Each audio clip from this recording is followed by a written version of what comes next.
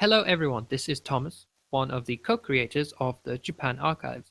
Just a quick thing before you get into these first few episodes of our podcast.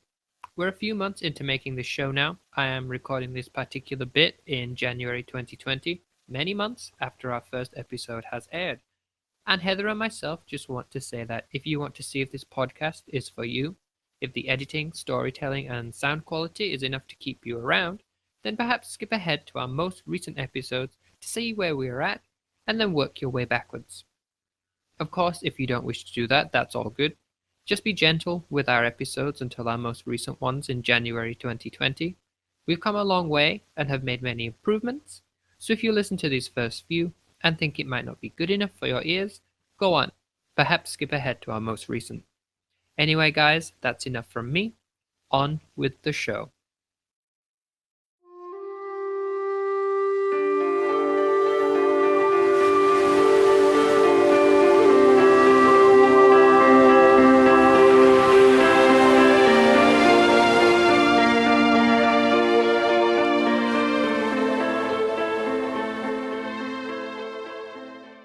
Hey guys, welcome back to the Japan Archives. We're a podcast where we take bite-sized pieces of Japanese history to bring to you every 2 weeks. We're going to try to keep this a very casual podcast as we go through the varying topics, and Heather, as always, can stop me at any point to ask any questions if she has them. I'm your host, Thomas. I'm your co-host, Heather. I'm going to be reading the poem at the end of the podcast and sharing information about the poet. I'm working on my Japanese pronunciation, so please be kind. So, how are you today, Heather, anyway? I am fantastic. How about yourself? I'm pretty good. We had an earthquake today at school, which was interesting. Oh, how bad was it? It was 5.1 off the coast, but by the time it got to us, it was a 4. It's the first time I've had an earthquake whilst teaching a lesson, so I had the fun thing of getting all the students under their desks as we waited for the earthquake to pass, which was very interesting. We were on the top floor of the building, so it was very, very shaky. Did you get that really, really creepy alarm klaxon? The really creepy one that I can't stand. No, we didn't have that. Okay, good. The earthquake, I think everything shook for about 20 seconds, but then it was over. It calmed down. We got back to the lesson eventually once we'd calmed the kids down and they got up from their desks. Yeah, first time for me at a school. That was fun. Wouldn't recommend it. No, I'm glad you guys are okay. I'm glad that wasn't. Yeah, of course. Thank you. Have you had any where you live since you moved? So the lovely, lovely, lovely thing about the area I live in currently, there's no earthquakes here. Ever? No. I'm living in the wrong place then, aren't I? Yeah, I was a very happy surprise when I was told that. I'm like, really? Because that little klaxon is so scary. There was, last week, there was a really bad earthquake in northern Japan. And I got the alarm on the TV, and that scared me, even though I know there's no earthquakes here. But that alarm... Yeah. I was ready to duck under the couch or something, but yeah, I do not miss the earthquakes. It's very interesting. You get used to them, but it's still, it's a little scary. Yeah, definitely is. But anyway, so today I wanted to talk to you about a samurai from Japanese history. Like all the other episodes we've had so far, they've kind of been based on mythology and the supernatural. So I wanted to go a bit more towards a factual story, but there are still some supernatural elements to this guy, even though he was a factual person. So let's get into that if you're ready. I am ready. That sounds exciting. From the research I've got, there's not much that's been translated into English about him. I found a lot of stuff online that's in Japanese, but I can't read Japanese that well yet. But luckily, I found one book that actually tells a little bit about his life. So that's mostly what I'm basing today's episode on. So the samurai was known as, bear with my Japanese, Tsunokuma Sekiso. During his lifetime, he was a renowned samurai living on the island of Kyushu, and he was a vassal for the warlord Otomo Sorin, part of the Otomo clan that lived on the island of Kyushu. So Sekiso was 1578, and throughout his career under Lord Otomo, he He was known to have had certain supernatural abilities that helped him and his warlord to win a lot of their battles throughout the time that they were alive. So I have a question. Okay. He's lived until 1578. So what period of Japanese history is that? So Japan, like most countries, is split into like different eras. Like in England, you have the Tudor, the medieval, things like that. In Japan, 1578 would fall into the period called the Azuchi Momoyama period, which only lasted 30 years before it changed and became the Edo period, which lasted a lot longer and lasted for over 250 years. So it was a very, very short period in Japanese history. I see, thank you. So Sekiso fought by his lord's side for many, many years, but the supernatural element to this man was that he was well known to be able to predict, summon, as well as control weather in battle. His most favorite weapon of choice being a giant whirlwind, which he could summon down and attack their foes on the battlefield. But of course, it wasn't as simple as that. According to the traditions, the whirlwind itself was full of wakizashi sword blades. Okay, what is wakizashi?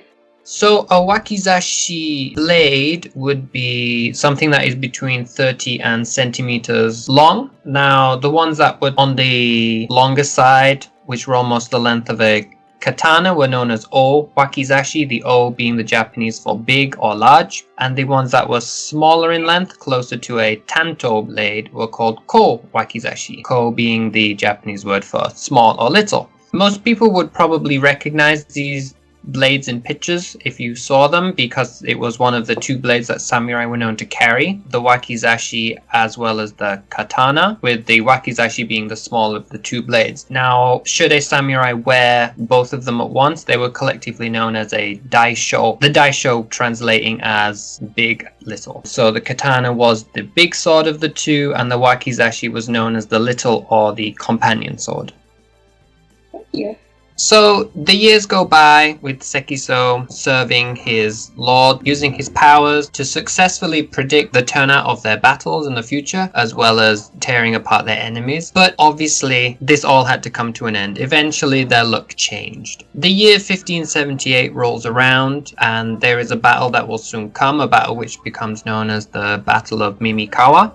So the battle is soon to happen, but for Sekiso at least, not everything feels as it should. And because as we've just said, he had the ability to predict whether a battle would be won or lost. And his prediction for the battle to come is that they are going to lose. And throughout the years, his Lord Otomo, has always listened to him and taken his advice, which is why they've been so successful. But now he decides that he no longer believes in the words of Sekiso, because at the time he has converted to Christianity, which first arrived in Japan on the island of Kyushu. So Otomo has converted to Christianity and now shuns the old Shinto rituals, which is what Sekiso was doing in his predictions of the battles to come. And Otomo now believed that with God on his side, he would naturally win in any of the battles to come. Sekiso tries to protest, of course, telling him that he would be defeated, that he shouldn't go on with the battle, but the Christian missionaries who are now with Otomo are talking in his ear, telling him that God would provide for him and that his faith would lead him to victory. And so with that in mind, he went ahead into the battle. So obviously the battle begins and Sekiso's predictions come true, and despite his best efforts, no doubt using his supernatural powers to try and kill his foes, the battle turned out to be a complete and utter failure. Now, Otomo did survive the battle. However, Sekiso died. And like I said, there's not much else I currently know about this samurai, and that is actually all I know for now. So it was kind of a short episode for me today. I hope that was okay. I hope it was still interesting for you. I feel so bad for Sekiso. It's like he stayed faithful. It's like, okay, you know what, you don't believe me, but I'm still going to go with you and I'm going to try my best. Oh, it's beautiful, but sad. Oh, poor Sekiso. Well, exactly. I don't know what I would do in the same circumstances, whether I would just be like, you're not going to listen to me, I'm checking out, I'm going, I'm off. But obviously, Sekiso has a lot more, what's the word I'm looking for here, Heather? was going to He has say a lot gumption, more. but He has a lot more commitment or gumption to the person he's serving, and he's decided he'll stick by him no matter what, even though he knows it's going to end badly. faithfulness. He is faithful Faithfulness. to his Lord to the That is end. the word. Yes, faithful right until the bitter end. I think that's very beautiful, and I think it was very honorable of him. Ready to talk about the poem? I am ready because sometimes I have an inkling about what we'll talk about with these poems, or at the very least I know the name. But today, this is actually one that's completely new to me, so I'm very excited to hear it and learn about it. So, what is the theme of the poem today? Is there a theme? There is a theme. Okay. And the theme is, actually, happy summer, Thomas. I think that yesterday was the first day of summer. Was it? I think so. Okay. Or that's news to me, so thank you for letting me know. Well, the first day of summer happened recently. Anyway, so I didn't get the exact date. But since it's summertime, a very nice way to start summer is fireflies. In Japan, fireflies start around the beginning of summertime. Okay. So, oh no, go on. Do you want to read the poem first, or would you be interested in answering some of my questions about fireflies? Please go ahead with the questions on fireflies. Okay. So I've come up with 3 questions. Okay. For fireflies in Japan. So the first one I'm kind of interested in is, are there any places in Japan that are famous for fireflies? There actually are quite a few places for fireflies. I'm going to put a nice little plug in for Chiba, which was my home previously. There's a really nice There's a really nice firefly festival that's held in June, and it's in the mountains of Kimitsu. That is a fairly popular one in Chiba. There's also a spot in Gunma, which is a little bit north of Tokyo. There's places around Tokyo as well. Tokyo's really, really, really big and encompasses a lot of areas. Also Saitama, which is right next to Tokyo. There's also a firefly village that I think it's Nagoya. Nagano, excuse me, it's in Nagano. So those are probably some of the more famous places for fireflies. So in these places, are there certain environments they live in? Like, obviously, at least around here, it's frog season right now. All the rice fields are now full of water, so all the frog spawn is around, and there's frogs appearing left, right, and center. Is that some similar for fireflies? Like, do they need water? I don't know where they live. So the interesting thing about fireflies in Japan is they do need to have certain conditions. One thing is quiet, another is clean water. So they actually have to have fairly pure water to be able to have babies, to have their larvae, and to actually spawn. So they do have to have that clean water, quiet environment. So it's sometimes a little more difficult to find them. I know where I'm from in North Carolina, we saw fireflies in June, like everywhere. There were fireflies everywhere. They didn't have to have like that specific conditions because we weren't near water, but here they do have to have that water source. Fireflies here also last a very, very short time, so it's usually about a couple of weeks, and right now I think around Chiba it's like mid-June to late June is when you'll see them. In Western Japan it's a little bit earlier, and then up towards the northern Japan it's I think towards July, so it's a very short window of time you can actually see them too. Okay, well you already answered my third question. Ooh, what's that? I was going to ask you how long Firefly season was, but you just answered my question, so... It's about 2 weeks. So I have no more questions for you. If you're ready to read the poem, then I am all ears. I am ready. So I picked this poem. This is from a book that I absolutely adore. I'm learning Japanese. I've been learning it for a few years. And the book I'm reading from, and this is a shameless plug for this book, I don't get any money, but I think it's really amazing, so I'm going to recommend it. It's called Wadaiko, and it's an introduction to the sounds and rhythms of Japanese. And it's got a lot of poems and tongue twisters, and it's phenomenal just to work on your pronunciation. So the poem I'm choosing is actually a children's song, and I don't have an author. The author is unknown. The title is called Hotaru Koi, and Hotaru is firefly. So the Hotaru would be firefly, like you said. So what would the last bit? Koi, did you say? Koi. Koe. Koi. Okay. Koi. So what would koi mean It's in English? like come. Okay, so like come fireflies. Okay. Yes. おおおたる恋あっちの水は苦いぞこっちの水は甘いぞおおおたる恋 So the English translation is fly, fly, firefly come.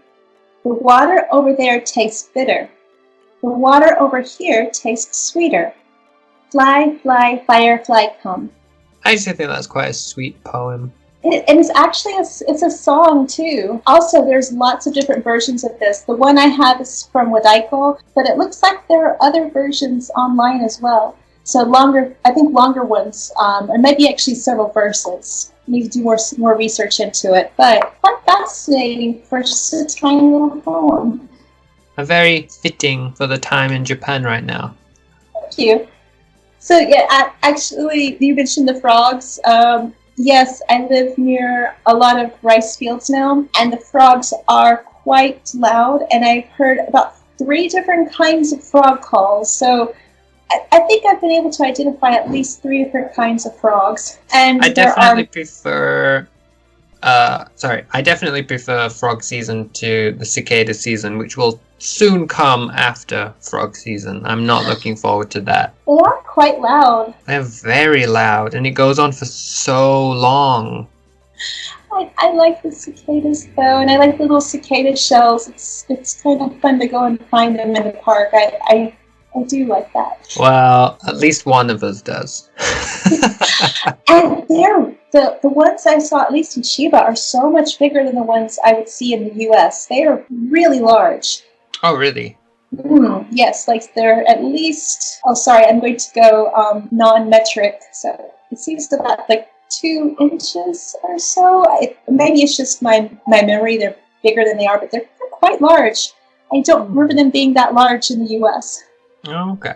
Yeah, cicadas are coming up. But you do know when summer's ending because there's fewer and fewer cicada sounds, and it does get kind of wistful and sad toward the end of summer when you don't hear them. That's true. Like, it gets quieter, you know summer's coming to an end, and that the trees will soon start changing color. So yeah, Japan has a lot of ways of showing you when one season's ending and another's beginning, which is always nice, I find. This is true that, well, definitely for summer, like the cold noodles, like you see all of the cold noodle packaging and the commercials on TV, all the cold noodles are out now, and the fans, the Sinsol, little fans and everything are available. I get a free fan from a store recently.